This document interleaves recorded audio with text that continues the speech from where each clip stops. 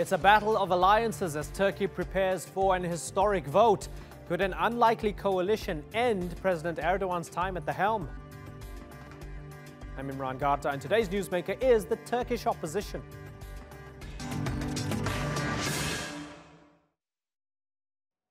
For more than a decade and a half, Recep Tayyip Erdogan has been the most powerful political figure in Turkey.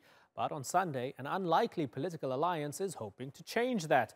A coalition of secularists, religious conservatives and nationalists have joined forces in a grouping few thought was possible. But a united goal has brought them together, removing the ruling party from power. Now, while many see the Turkish president as favorite to win, an opposition victory isn't out of the question. But if that happens, how would a group with such starkly different ideologies govern? In a moment, I'll host a debate between members from both coalitions. But first, this report from Randolph Nogel. Millet, Cumhurbaşkanı Muharrem Ince diye haykırdı.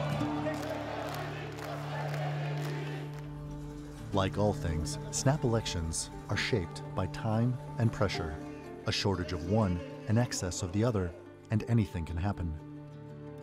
In the thick of a 2-month scramble to mount an effective challenge to the ruling AK Party, Turkey's opposition parties have done the improbable. The main opposition party, the CHP, has formed a coalition with the new right-wing Iyi Party, the conservative Saadet Party, and the minor center-right Democrat Party. This seemed like an impossibility, and it took many by surprise. What made this possible is the introduction of a new element in Turkish politics, namely Iyi Party. The success of AK Party, one could easily argue, depended on the fact that AK Party was able to portray itself as the only alternative on the right. This means a lot for a country where 65% of the electorate defines themselves as either right or right conservative. Iyi Party leader Meral Aksener was expelled from the nationalist MHP last year after trying to unseat MHP leader Devlet Bahçeli. Now she's using her nationalist credentials to try to draw away votes from the MHP, which is allied with the ruling AK Party. MHP is definitely losing blood to Iyi Party. What Mrs. Aksener is doing is trying to fill the vacuum on the center-right by bringing in some momentum from MHP. But perhaps even more surprising is that the Saadet Party has joined the opposition coalition. Maybe we can talk terrorist organization, or we can talk economy, but first problem of in our country, the main problem is polarization. The Saadet or Felicity Party has had strong ties with the ruling AK Party and President Recep Tayyip Erdogan. Seeing Saadet Partisi with CHP is something that is enriching for Turkish politics. This is also something that is eroding the walls between different segments of the society.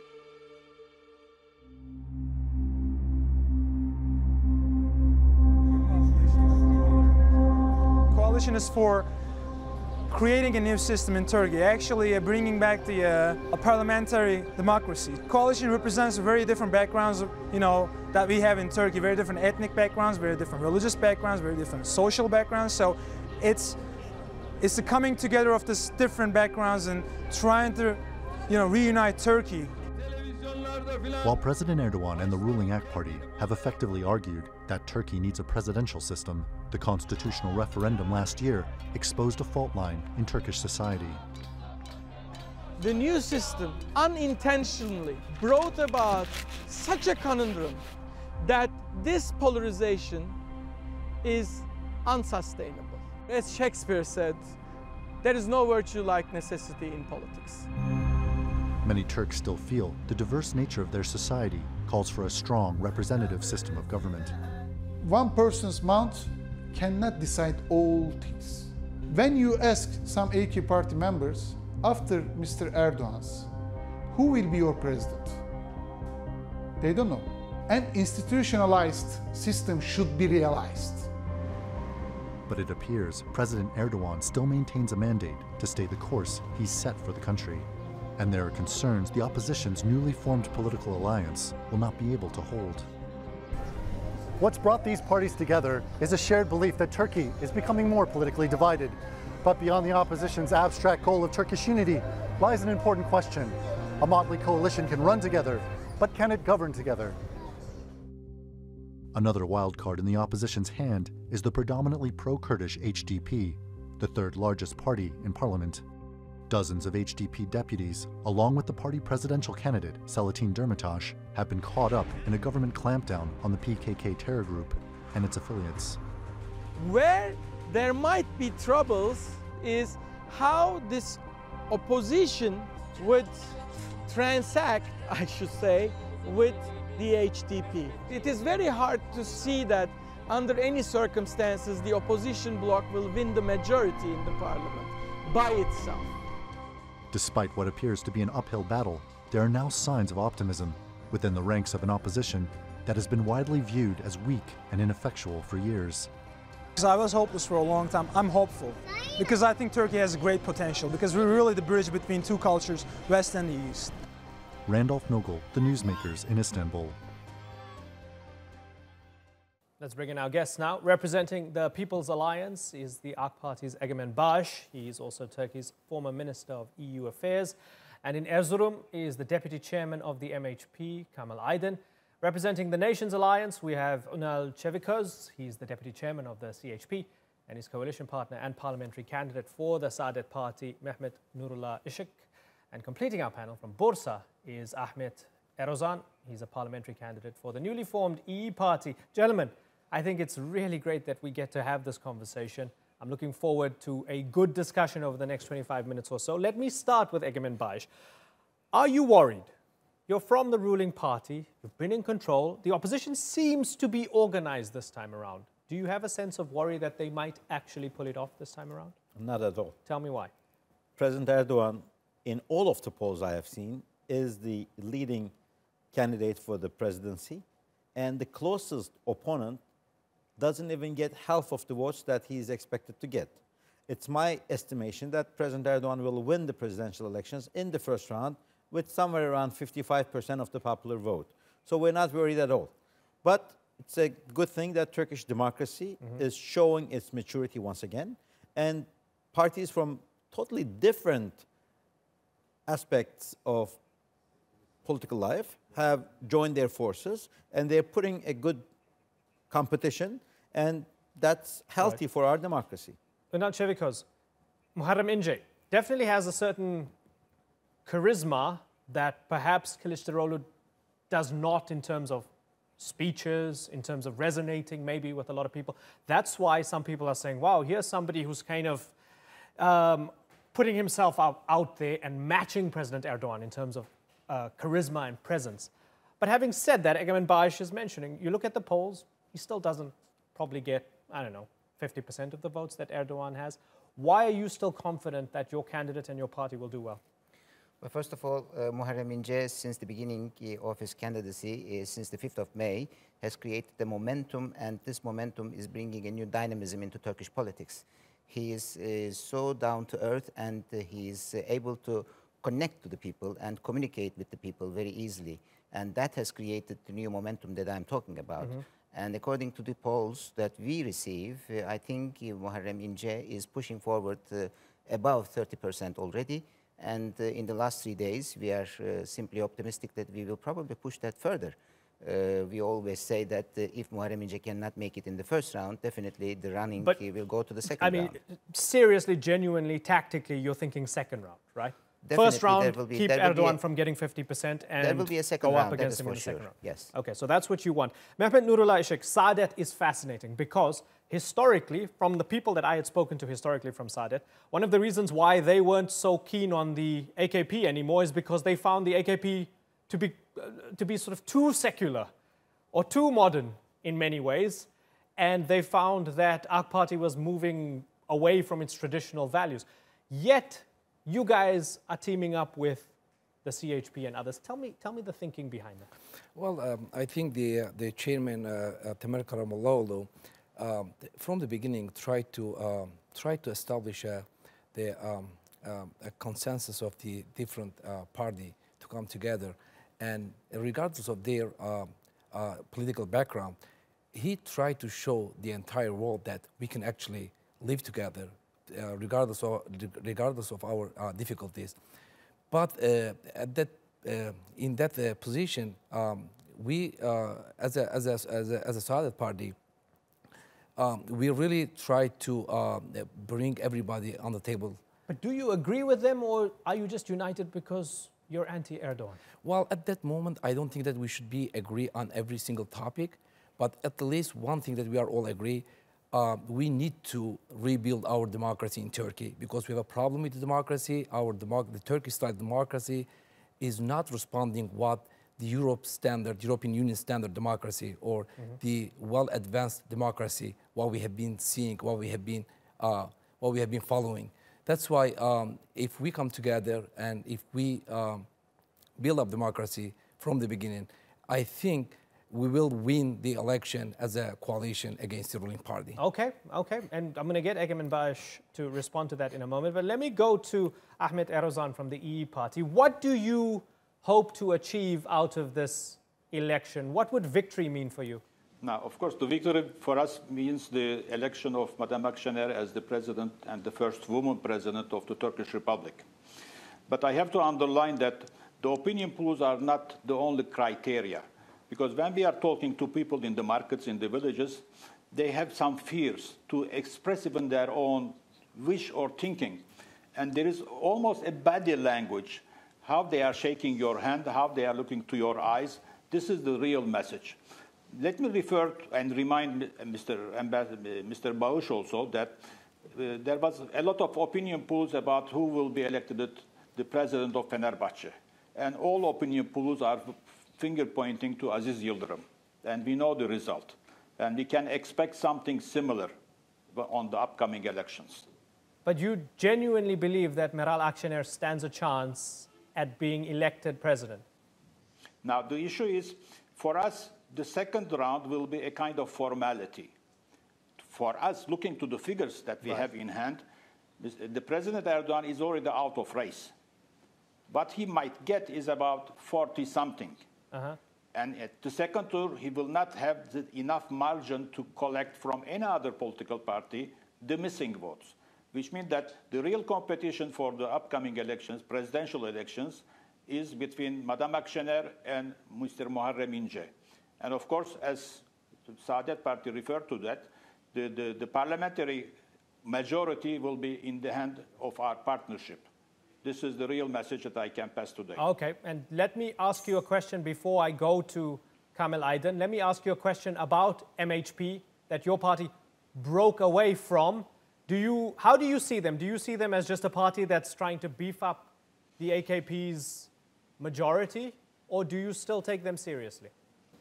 If you are referring to MHP, some of our members, they were members of the MHP, but as they were not able to implement within the political party the democratic behavior and rules, we were just kicked out from that political party. And of course, if someone wants to have a different approach to national issues, economical, political, sociological, we were forced to get together, not only from members of the MHP, but we became a center-right political party, and within our members, we have members also of the CHP, MHP, AKP, which means that we are a center-right political party, and we are the only party who added something new to this political spectrum. And let's think that if Madam Aksener was not existing, herself, or İyi Party as a political party, most probably we were not discussing any opinion poll today, and we were mostly sure that AKP and President Erdogan will win against the election. Okay, let me ask the fact that Madam Aksener exists as a candidate, the fact... Right, I mean, the fact that she exists for you is a victory in itself, and I understand that. Kamel Aydın, let me come to you and ask you from the MHP's perspective, given that you've lost support since the referendum, your party was split, was it a mistake to align yourself with the AKP? No, actually. You know, I think before that, we would like to say that political parties are characterized mainly by their basic principles, ideas, mottos, and priorities. And MHP is very strongly established and long-standing party. And MHP's priorities, you know, just is to say, my country, my people first, then my party and myself. You know, just focusing on these priorities, we would like to see that after the thwarted coup attempt of July the 15th, you know, we would like to come together as the message received from the outside on the streets. And of course, I am going to say that, you know, we would be winning the presidential election in the first round. Right. I don't think that there will be another round, anything.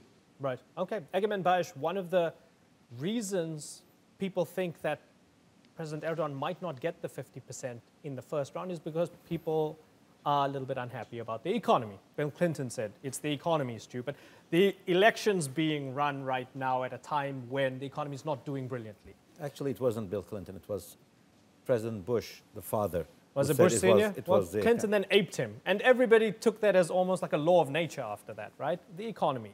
The economy is not fantastic, whether you look at the lira or you look at inflation, right? We can have a discussion about the reasons for it. Well, let's look at the growth rate.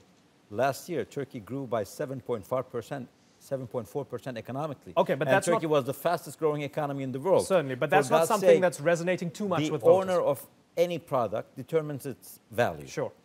The dollar or the euro is not Turkish products. Okay. They're not Turkish entities. But again, I'm not putting words in people's mouths. It's so clear that the international community, along with some cooperators within Turkey, are trying to create an image that the Turkish economy is suffering. But looking at what Turkey has done in the last 5 years, despite the Gezi riots, despite the December 1725 judicial coup attempt, despite the Kobani and rise of terrorism, despite the attack on the Russian plane, despite the July 15 coup attempt, despite the assassination of the Russian ambassador by an active Turkish police officer, Turkish economy is still very strong because of President Erdogan. Okay, and that's the argument AK Party is making. After 16 years in power, Turkey's biggest hope as AK Party is because of our achievements of what we have delivered to the people. And that's the argument President Erdogan and AK Party is making to the people, and it's a tough sell at the moment. Would you agree? I think it's an election. I think it's a good sell. People who are being told I are think saying the economy people do appreciate what President Erdogan and AK Party has done for them. I think they have found a good public servant, and they want servant to continue serving. So that's why he will continue as Turkey's president under the new presidential system. So let's take that then and pass it on to Ünal Çevikos. What's your plan then for the economy?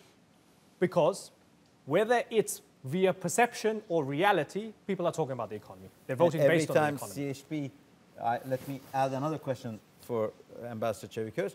Every time CHP was somehow in government, the economy went backwards. What do they have in mind to move it forward this time that they didn't have in the past? Well, first of all, growth rate is not all about economy. There are so many issues which we have to discuss about economy. First of all, we have to discuss the high inflation rate. We have to discuss the high unemployment rate. We have to discuss the high youth unemployment rate. And we also have to discuss the foreign debt, which is about 450 billion US dollars. The current accounts deficit is 55 billion US dollars. And Turkey has to pay something around 220 billion US dollars of credit loans till the end of this year. And there is not enough money in the central bank funds. That is the main issue. And when you talk to the men on the street, the economy is the #1 issue, and that is the hot potato that they always complain about. And the question about CHP is, CHP is not going to tackle with the economy directly. CHP is going to create the trust and confidence of the foreign direct investors first.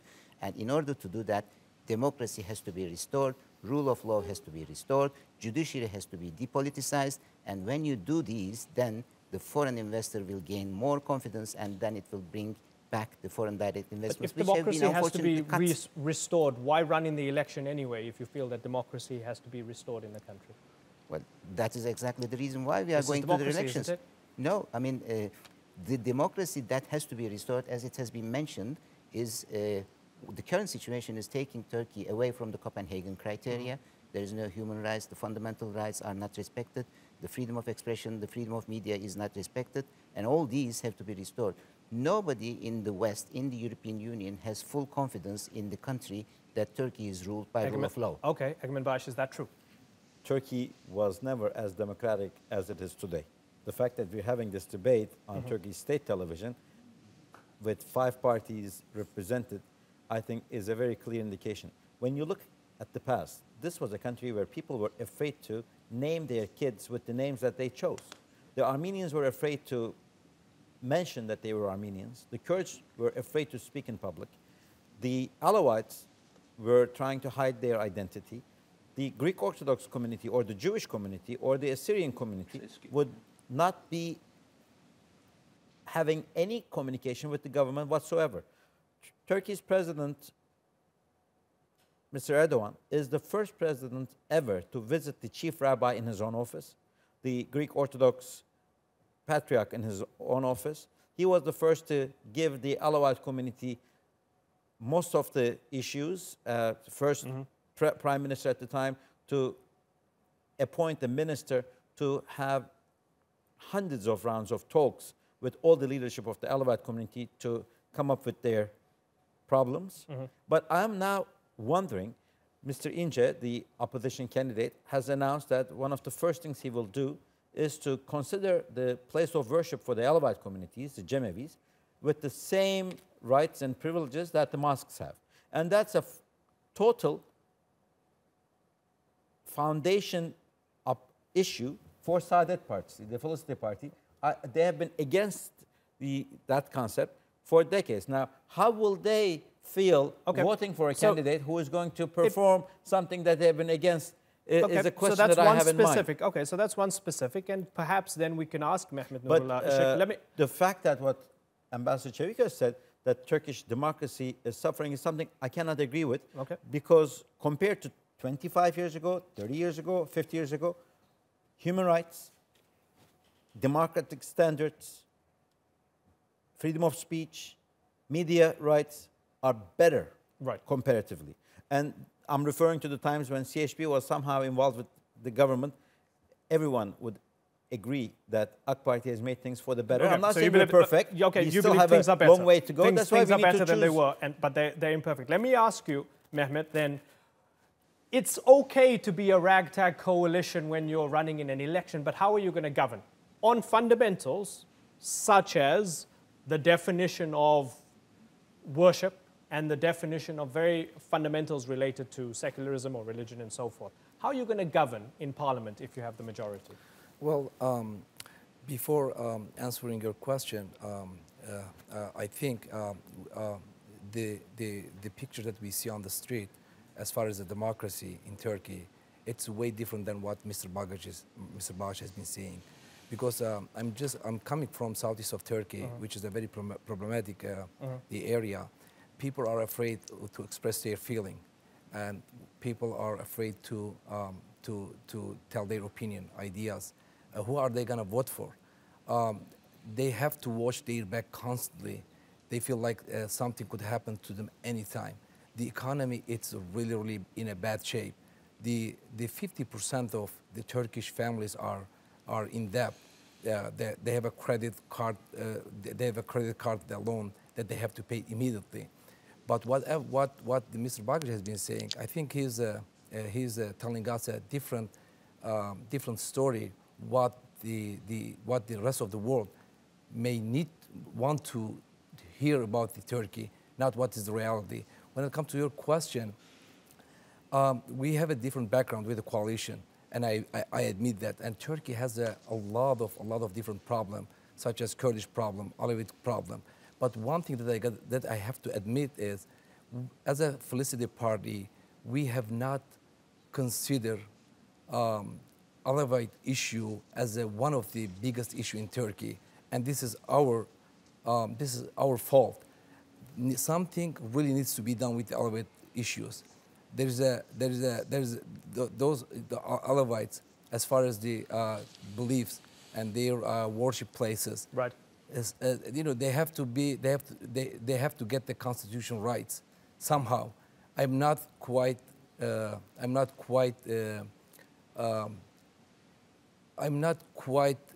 knowledgeable about the details, but something has to be done, and Okay. hopefully, if we so that's a shift from you personally. Absolutely, yes. Okay, interesting. I want to talk foreign policy. I want to enter the foreign policy discussion by asking Ahmed Erdogan for clarity. Is it true that your party, if you come to power, you want to kick out all the Syrian refugees? This is a serious issue, and if you are coming to Bursa, you will be surprised how we are invaded. I'm underlying how we are invaded by Syrians. I was in a Luna Park the other evening, and 80% of the population, or those people who were visiting the area, they were Syrians. Now, those Syrians are no more refugees from a war. There is no more a war in Syria. What? How Those can you are say that? Just economical refugees. You're saying there's no more war in Syria? They prefer to live in Turkey. Yes, there is no more war in Syria. Can anyone name me a region where there is active fighting in Syria? There is no war in Syria. Okay, so let me hold on for a second. So, Mr. Erdogan, so let me ask you something. Earlier you said that President Erdogan needs to go, and this is a fresh opportunity for a female leader, Meral Aksener. There's an element of hope and freshness and so forth. But what you're saying about the Syrian refugees is very similar to what Marine Le Pen says about foreigners. It's very similar to what Viktor Orban says in Hungary. It's very similar to what the AFD in Germany says about Turkish people. That's how they talk about Turkish people. They say the Turks have invaded and we need to kick them out because there's no trouble where they come from. So doesn't that sit uncomfortably with you? You were involved with the OSCE in the past. But I am not saying that we will kick them out. We will give them the opportunity to return back to their homelands. Now, the issue, as there is no war, as already some back to of them Bashar are going al-Assad's back Syria. home, we have to facilitate this return. Of course, this is their homeland. There is no fighting again. Okay. Why do they have to? Okay. Because each this is good. Syrian is getting social security, health. Okay. This is a big package. Even the Turkish citizens are not benefiting from such privileges. Okay, this is interesting because let me ask Kamil Aydin your response to that, because this is resonating. Okay, this is resonating with a lot of voters who are supporting Meral Aksener. Even if she gets 10%, 15%, whatever it is, a lot of Turkish people, Kamil, are saying Turkey for Turks, and these Syrians are causing problems. And just as Ahmed Erdogan said, they are invading Bursa and other cities. How do you feel about that, that this is something that's an important issue for a lot of voters? Yes, thank you very much. I would like to wrap up the things the other speakers already pointed out. That, politics is solution-producing process. And now we cannot look at the problem from a very populist perspective. As far as international and domestic relations are concerned, I think, the priority should be given to welfare and, of course, security.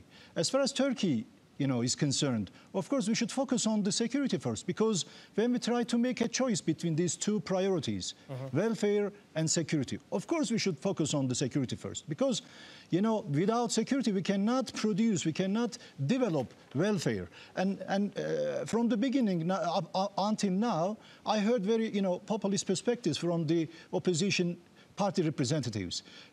Why we are invaded, why, we should kick them out. This is the main point why we organize the People's Coalition, People's Alliance. We would like to produce a secure zone. That's why we are fighting against terrorism. Terrorism inside, terrorism outside. Right. Terrorism, within the country, and terrorism on the vicinity of the country. That's why we insisted on the move to Afrin, Elbab, and Kandil. Why? Because we are not only securing ourselves, and at the same time we are securing the future of the Syrians. And if we can manage, I hope, hopefully we are going to manage, and they are going to go home in a secure and very wealthy position. Okay. That's the way I think we politicians should focus on. Okay, I want to move towards the end of this discussion by asking a broad question, and you can fold in some of your responses into that answer. Let me start with you, Ünal Çevikos.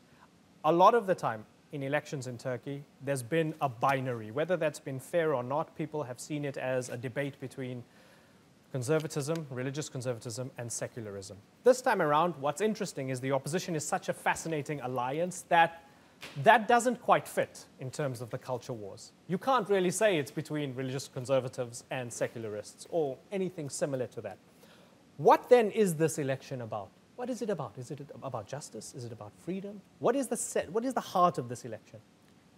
The heart of this election is a choice between democracy and authoritarianism. The choice is between democracy and separation of powers, and on the other side, authoritarianism and unification of powers. The choice is between parliamentary democracy and the single-man rule. And that is the reason why there is a wide platform which brings together different ideologies, a social democratic party, a conservative party, and a right liberal, right of the center party. All these parties got together by identifying the norms and principles that they agree on, and that's the reason why they have formed that platform, and that platform is called basically a platform of democracy. They have agreed on the fact that they want Turkey to be governed by the rule of law. They want Turkey to have a respectful image in the international community, and they want to restore its relations with the neighbors. They want to restore the relations with the European Union, with the West, with the allies, and with the United States. Okay. And all these factors are bringing these parties together in the alliance. Okay, let me get a response from Egemen Baş. Is that true, that this election is a choice between democracy and authoritarianism? That is true, and people of this country know very well that if CHP is governing, authoritarianism is going to escalate, and if AK Party and President Erdogan will continue to serve his people, there's going to be much more freedoms, because it's him who brought most of the freedoms that we enjoy today. Every time CHP was in government, this country went backwards, and there was more authoritarianism, there was more pressure on the people. People were afraid to admit their identities. With all due respect to Ambassador Çevikos, their candidate yesterday announced that if he is elected, he will do this and that, and most of the things he announced requires presidential powers, not parliamentary system. So it's obvious that the party and their candidate for presidency is not on the same wavelength. Mr. Ince is an imitation of a typical AK Party candidate, and imitations are never as good as their originals. Okay. He's just trying to... I will react to that. I will definitely react to that. He said he's going to appoint an ambassador to such and such countries. He also said, like Ms. Aksener, that he would send the Syrians back to their countries, to the bloody hands of Assad. He also said, next time there is an election in 5 years, he's going to make sure that other candidates will have a debate on television. Okay, so he is already banking on the authorities of the presidential system. Okay. No, definitely Ambassador not. Çevikos. He made it very clear that he's going to use the presidential prerogatives which will be brought about after the new elections and after the new system is introduced. Definitely, he cannot simply wave away with all the rights that the presidential system brings. He will make use of them, but he has made it very clear that in 2 years, there will be a transformation to an enhanced parliamentary democratic system. That is what he has been underlying. And if he doesn't use the presidential powers that he will acquire after the elections, that would be, of course, stupid, because he's definitely going to use those rights and powers. And about the CHP and about authoritarianism, CHP is not going to come to power all by itself. There will be a coalition and there will be an alliance which will come to power. And all the public opinion polls show that the opposition seats in the parliament will be in a majority, and that will also include all the opposition parties, including the Nation Alliance, the Felicity Party, Good Party, the CHP, plus the HDP. Okay. And well, that, of course, is going to change the whole system. Sunday will answer a lot of our questions. It's going to answer a lot of our questions. The Turkish people will answer a lot of our questions, and I can't wait to find out what they have to say. Gentlemen, I apologize if we all didn't get enough time to speak, but time flies when you're talking about important things. And I think it was fascinating having this discussion. Egemen Bash, Ünal Çevikköz, Mehmet Nurullah Şek, Ahmed Erozan, and Kamil Aydin. I thank you all for joining us here on The Newsmakers.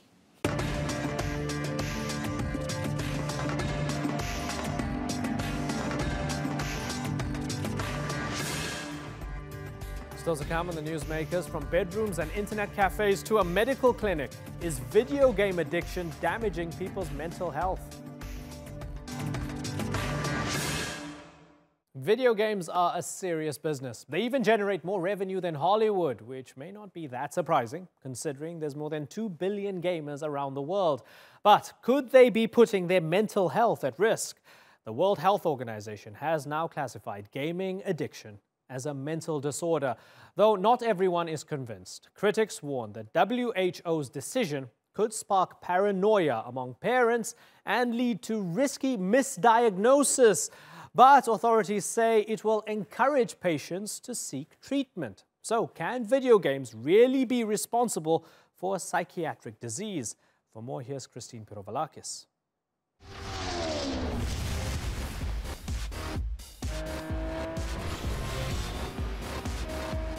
Players could be racing a turbocharged dream machine in Asphalt 7, battling in an arena in League of Legends, or challenging opponents to duels in Heroes of Warcraft. For many, video games are a fun hobby, but for some, it's turned into an addiction. Gamers, texters, kids that are doing reading and watching YouTube videos get this dopamine release. When it stops abruptly, like when a parent or there's a time they have to stop, they really experience almost spontaneous withdrawals. Now, for the first time, the World Health Organization has listed compulsive gaming as a mental disorder in its international classification of diseases. An addict could play for up to 20 hours a day and forget to sleep, eat, go to school, or to work. Some 2.6 billion people worldwide play video games, including members of 2/3 of American households. And the gaming industry has grown so quickly that it's now worth more than the film and music industry put together. Originally, when I started gaming, it was fine. You know, I was a healthy kid, happy kid, played hockey, but eventually it began to become a problem, and I actually ended up dropping out of high school not once but twice, never graduated, never went to college, and got to a point where I was pretending to have jobs, playing video games up to 16 hours a day, and eventually actually wrote a suicide note, and that's when I realized I needed to make a change.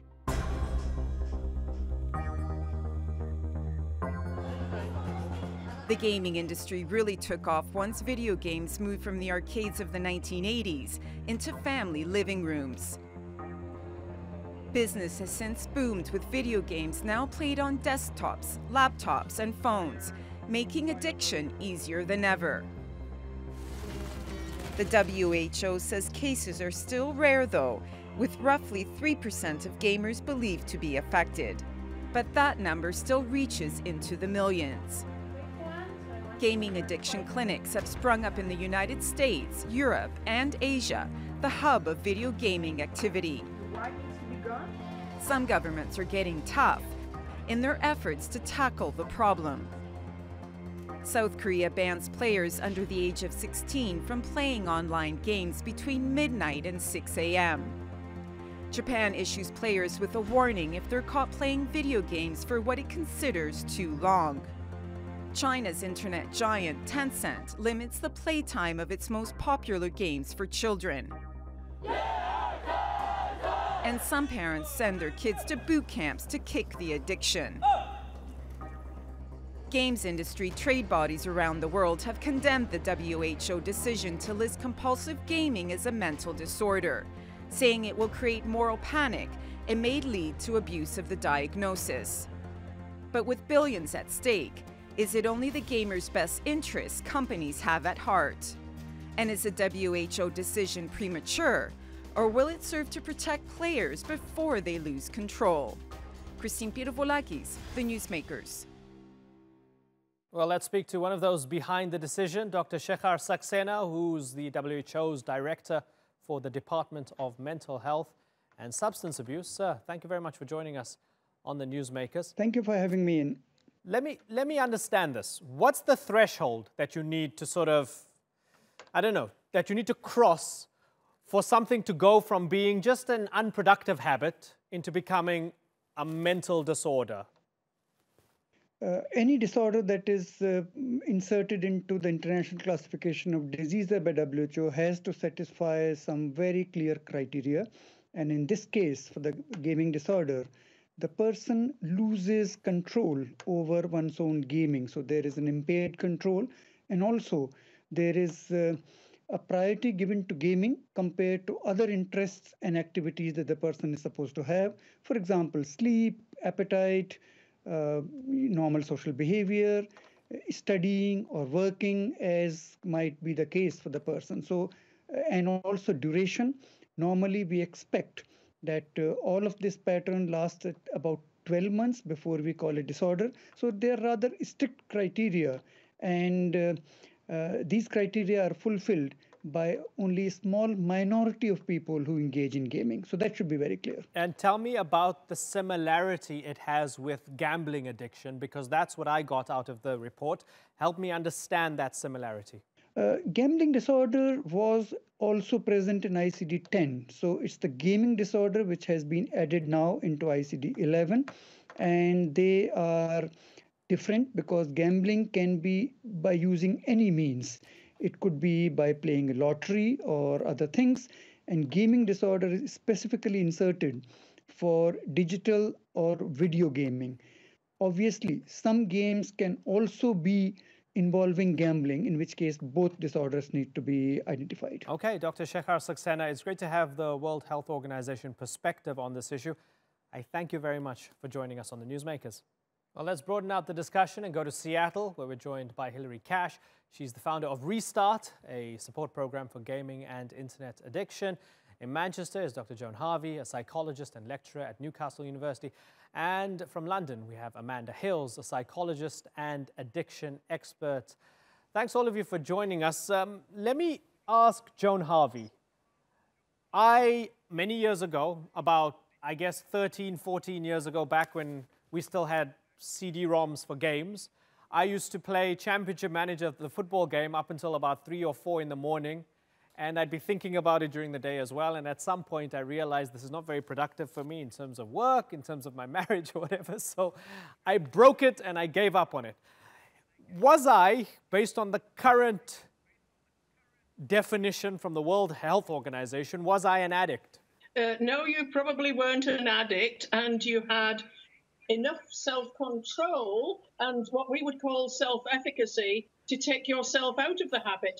Now, I guess you dropped it abruptly, and it may be that to help treat those who are defined as addicts, that we need a more slow and gradual process to take them off it. Okay, Dr. Hilary Cash, how do we diagnose this? Okay, so we're getting information from the World Health Organization that there's something called gaming disorder. How do we diagnose this, and how do we then treat it?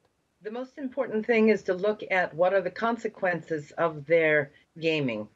The clients who come to us are both adolescents and adults. The adults typically have failed out of college. Their health is poor. They haven't been getting an adequate sleep. They haven't been getting exercise or eating well. And they are depressed, highly anxious, socially avoidant, and their worlds have shrunk to that space in front of a screen.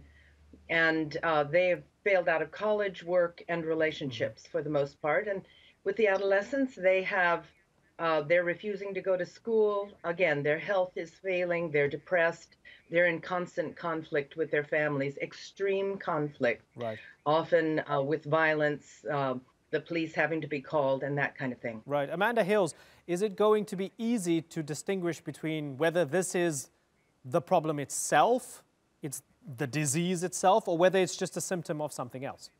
Hi, so yes, actually in England at the moment, in the UK, the DSM hasn't actually included this as a separate disorder. We're still saying it's an area for further research, because one of the main reasons for that is that there's a real danger of abuse of diagnosis. And actually, we need to be very careful that we're looking at the underlying causes as well. It could be anxiety and depression at the bottom of it. And addictions do actually have several entry points, so that it could well be anxiety and depression as a starting point, which then leads somebody to take themselves away from their peers and away from relationships, becoming isolated. And then you end up with a secondary addiction, which is the gaming disorder. But that may not be the primary disorder. Right. Hilary Cash, might there be the abuse of diagnosis here? Yes, I think that she's absolutely right, that is possible. However, I think all addictions tend to have co-occurring disorders, and it's very hard to treat the original disorder, if let's say it was depression and anxiety, once an addiction actually takes hold. The people who come to us feel completely out of control. They have usually tried to stop multiple times in the past, have been unable to do so, so that now we're dealing with multiple problems, one of which is the addiction. Yeah, Joan Harvey, why do you think that those in the UK, authorities in the UK and the American Psychiatric Association have still hung a big question mark over this? They're not absolutely sure if they can rigidly define this as a gaming disorder. Well, firstly, we've got to work out whether it really is around 3%, and there's a lot of issues about parents or other family members thinking that their son, daughter or whoever is actually an addict, and you could swamp the services with very worried people when in fact it's not addiction at all. There is that. And secondly, we should treat addiction in terms of its context. If we were treating people who are addicted to drink, we would treat that in one way. People that are addicted to gaming will exhibit a series of behaviours, and we need to think about those to contextualise how we treat them. Okay, so Amanda, if I give the example of my two young daughters, I'm absolutely convinced that playing Minecraft has made them far more intelligent. It's just connected the synapses or whatever. They play this game in the holidays, they enjoy it, and I think it's made them smarter, right? Now, at what point do I get worried? Well. I mean, if they're playing, what, for 15 hours a day, do I then start to get worried? Absolutely. How old are they, first of all? 10 and 8. Oh, actually, sorry, I'm in trouble now. It's 12 and 10. I'm in big trouble. Right. Why did I say 10 and 8? Okay. So I'm the mother of 3 children who have grown up now, and they came, actually, my eldest, he was at the very start of the Super Nintendo boom, which, you know, obviously was in the sort of mid-80s to 1990. And what I did as a parent, and I have to be very clear on this because I'm, you know, I think this is incredibly important for humanity, actually, and for human beings going forward, because we're changing the shape of our brains and not always for the better. I think it's down to parents to parent properly, parents or carers, grandparents, whoever's looking after the children, to parent correctly. And that means that there's balance in everything.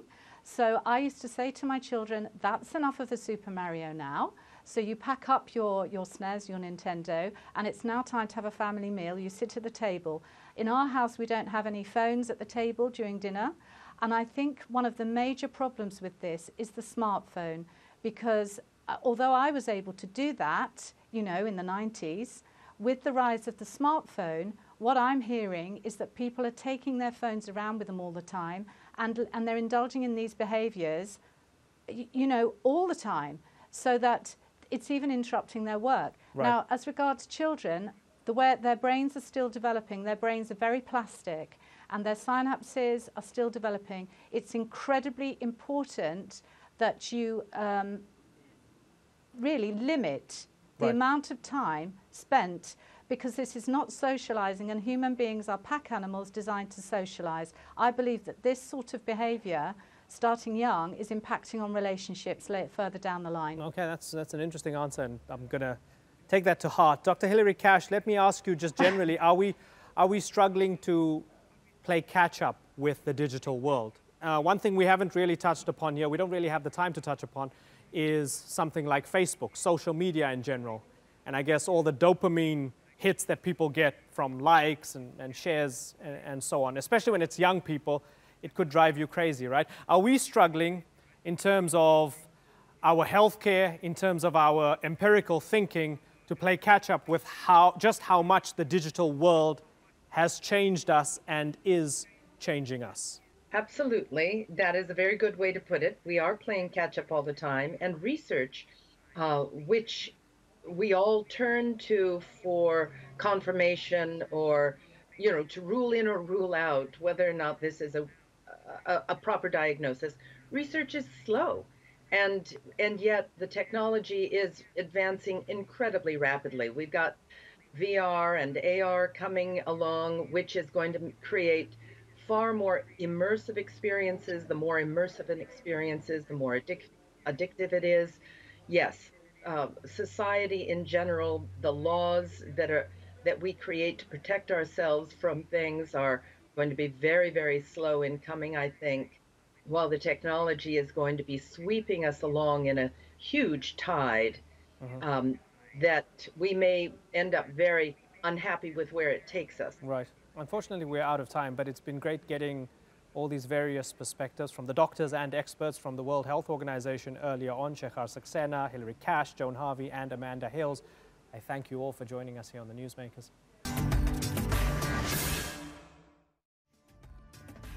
That's all for this edition of The Newsmakers with me, Imran Garda. Thank you for watching. Bye-bye.